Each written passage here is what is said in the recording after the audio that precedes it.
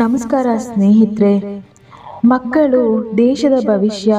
ಮಕ್ಕಳನ್ನ ಒಳ್ಳೆ ದಾರಿಯಲ್ಲಿ ನಡೆಸಿದ್ರೆ, ಒಳ್ಳೆ ದಾರಿಯಲ್ಲಿ ಬೆಳೆಸಿದ್ರೆ ಅವರ ಭವಿಷ್ಯ ಸುಂದರವಾಗಿರುತ್ತೆ. ಅದರ ಜೊತೆಗೆ ನಮ್ಮ ದೇಶದ ಭವಿಷ್ಯವು ಕೂಡ ಸುಂದರವಾಗಿರುತ್ತೆ. ಆಚಾರ್ಯ ಚಾಣಕ್ಯ ಅವರು ತಮ್ಮ ನೀತಿ ಶಾಸ್ತ್ರದಲ್ಲಿ ಇಂಥ ಅನೇಕ ವಿಷಯಗಳನ್ನು ಹೇಳಿದ್ದಾರೆ. ಅದು ವ್ಯಕ್ತಿಯನ್ನು ಜೀವನದಲ್ಲಿ ಯಶಸ್ವಿಯಾಗಲು ಸಹಾಯ ಮಾಡುತ್ತದೆ. ಚಾಣಕ್ಯ ಅವರ ಪ್ರಕಾರ ತಂದೆ ತಾಯಿಗಳ ಕೆಲವು ಕೆಟ್ಟ ಅಭ್ಯಾಸಗಳಿಂದ ಮಕ್ಕಳ ಜೀವನದಲ್ಲಿ ಬಹು ದೊಡ್ಡ ಶತ್ರುವನ್ನಾಗಿ ಮಾಡುತ್ತದೆ. ಪ್ರತಿಯೊಬ್ಬ ಪೋಷಕರು ತಮ್ಮ ಮಕ್ಕಳಿಗೆ ಉತ್ತಮ ಮೌಲ್ಯಗಳನ್ನು ಕಲಿಸಲು ಬಯಸುತ್ತಾರೆ. ಆದ್ದರಿಂದ ಅವರು ಬೆಳೆದಾಗ ಅವರು ತಮ್ಮ ಹೆಸರನ್ನು ಹೆಮ್ಮೆ ಪಡುವಂತೆ ಬೆಳೆಸುತ್ತಾರೆ ಎಂಬ ನಂಬಿಕೆಯೂ ಇದೆ.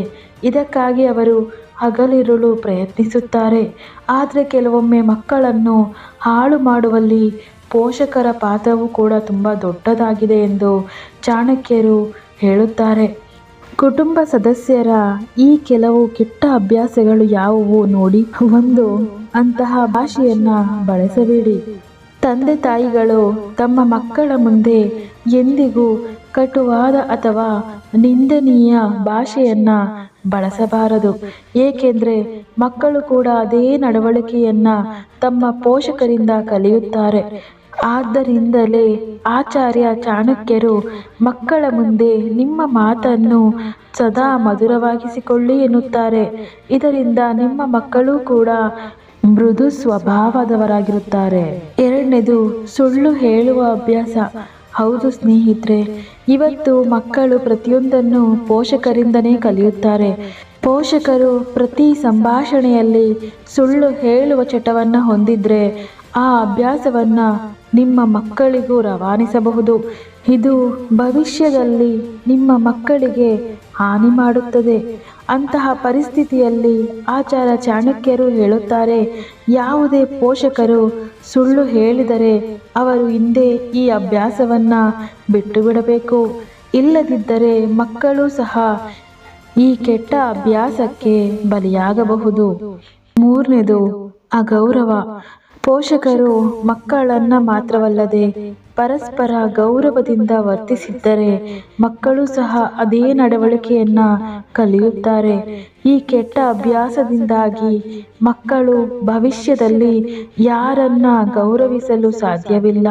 ಇದರಿಂದ ಅವರು ಭವಿಷ್ಯದಲ್ಲಿ ನಷ್ಟವನ್ನು ಅನುಭವಿಸಬೇಕಾಗಬಹುದು. ಅಂತಹ ಪರಿಸ್ಥಿತಿಯನ್ನು ತಪ್ಪಿಸಲು ಈ ಅಭ್ಯಾಸವನ್ನು ನೀವೇ ಬಿಟ್ಟುಬಿಡಿ ಮತ್ತು ಇತರರನ್ನು ಗೌರವಿಸಲು ನಿಮ್ಮ ಮಕ್ಕಳಿಗೆ ಕಲಿಸಿ.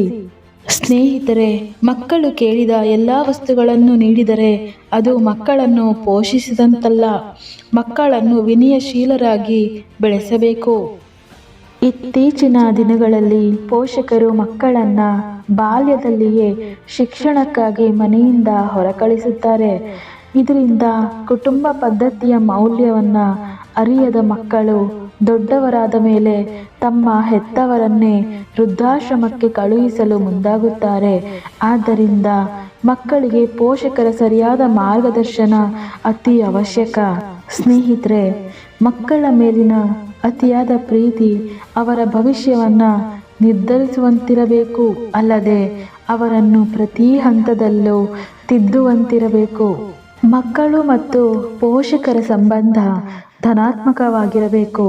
ನಾವು ತಿನ್ನುವ ಆಹಾರದಂತೆ ಪೋಷಕರ ಹಾಗೂ ಮಕ್ಕಳ ನಡುವಿನ ಸಂಬಂಧ ಹಿತಮಿತವಾಗಿರಬೇಕು. ತೀವ್ರವಾಗಿ ಕಟ್ಟುನಿಟ್ಟಾಗಿರುವುದು ಎಷ್ಟು ಅಪಾಯವೋ ಅಷ್ಟೇ ಅಪಾಯ ಅವರಿಗೆ ಗಾಳಿಗೆ ಬಿಡುವುದು. ಮಕ್ಕಳನ್ನು ಸರಿಯಾದ ದಾರಿಗೆ ಕೊಂಡೊಯ್ಯುವುದರ ಮೂಲಕ ಉತ್ತಮ ಪ್ರಜೆಯಾಗಿಸುವುದೇ ಎಲ್ಲ ಪೋಷಕರ ಕನಸು. ಹೀಗಿರುವಾಗ ನಿಮ್ಮ ಮಕ್ಕಳ ಬಾಂಧವ್ಯ, ಪ್ರೀತಿ, ವಿಶ್ವಾಸ ಸ್ನೇಹಿತರಂತೆ ಇರಬೇಕು. ಮನೆಯೇ ಮೊದಲ ಪಾಠಶಾಲೆ ಎಂಬಂತೆ ಮಕ್ಕಳ ನಡತೆ, ಸಂಸ್ಕಾರ ಮನೆಯಲ್ಲಿಯೇ ಪ್ರಾರಂಭವಾಗುತ್ತದೆ. ಮಕ್ಕಳು ತಪ್ಪು ಮಾಡಿದಾಗ ಕೂತು ತಿಳಿ ಹೇಳುವ ಮೂಲಕ ಪೋಷಕರು ತಾಳ್ಮೆಯನ್ನು ಬೆಳೆಸಿಕೊಳ್ಳಬೇಕು. ನಿಮ್ಮ ಮಗುವಿನೊಂದಿಗೆ ನಿಮ್ಮ ಸಂಬಂಧವನ್ನು ಸುಧಾರಿಸಲು ನೀವು ಮೊದಲು ಅವರ ಸಮಸ್ಯೆ ಏನು ಎಂದು ಅರಿಯಿರಿ.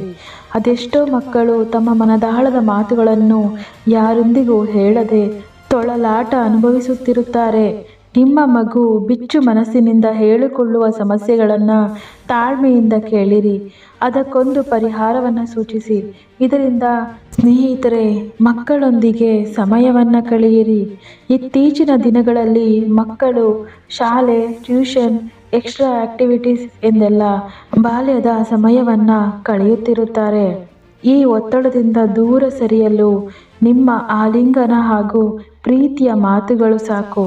ಅವರು ಅವೆಲ್ಲವನ್ನು ಮರೆತು ನಿಮ್ಮೊಂದಿಗೆ ಸಂತೋಷವಾಗಿರುತ್ತಾರೆ. ಅವರಲ್ಲಿ ಜೀವನದ ಯಾವುದೇ ತೊಂದರೆಯನ್ನು ಸದೃಢವಾಗಿ ಎದುರಿಸುವುದು ಹೇಗೆ ಎಂಬುದನ್ನು ನಿಮ್ಮಿಂದಲೇ ಕಲಿಯುತ್ತಾರೆ. ಪೋಷಕರ ಪ್ರೀತಿಯ ಕೊರತೆಯನ್ನು ಎದುರಿಸುವ ಮಕ್ಕಳು ದುರ್ಬಲ ಹೃದಯವನ್ನು ಹೊಂದುವ ಸಾಧ್ಯತೆಗಳಿವೆ.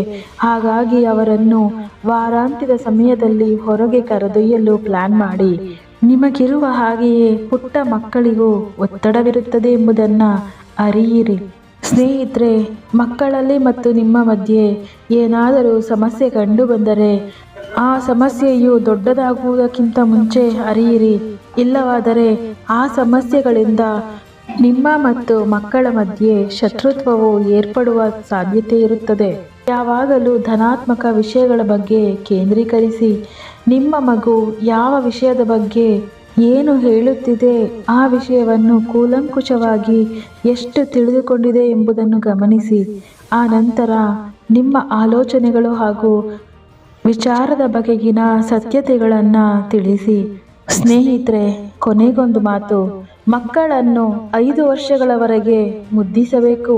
ಮುಂದಿನ 10 ವರ್ಷಗಳವರೆಗೆ ದಂಡಿಸಬೇಕು.